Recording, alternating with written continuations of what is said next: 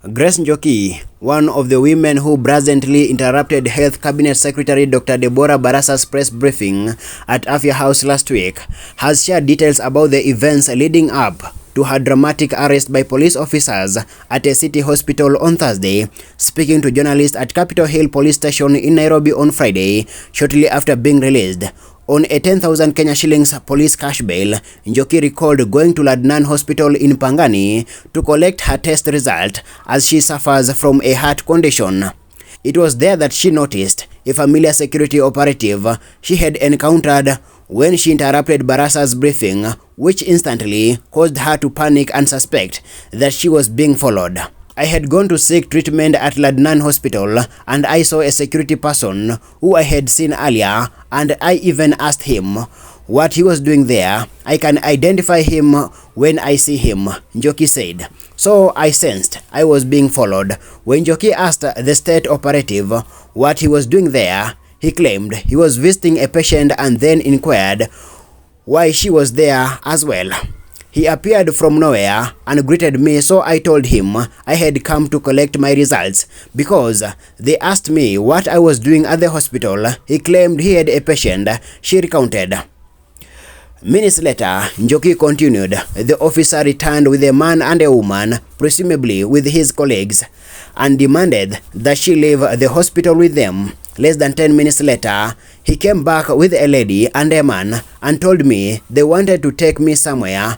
I asked what I had done and where they were taking me, but they refused to tell me. They also refused to tell me why I was getting arrested, claiming that I was not being placed under arrest, she said. The officers told Njoki that they would forcibly apprehend her if she did not comply with their request. They then told me, upende usipende utaenda na utatoka hapa, so I felt threatened and I asked the lady why they were taking me, but she did not clarify, she said. Njoki managed to call her husband and son, informing them of the predicament before her phone was confiscated by the bullish police officers. After that, I called my son and told him what was happening, and I called my husband. The police then grabbed my phone and took it from me, and since then, I had not seen it, she said. Ladnan Hospital staff attempted to intervene, but were overpowered by reinforcements perceived by Njoki to be from Pangani Police Station, who forcibly removed her from the hospital grounds. There were over 20 officers. They manhandled me. I was carried by force out of the hospital and I was dragged up, pinched, bullied, and all the way. They never told me where they were taking me or why they were arresting me, she said. They then insisted I write a statement. I asked what the statement was about, but nobody told me anything. I felt threatened. I have a heart condition, so I kept telling them to let me talk to my lawyer and son, but they refused.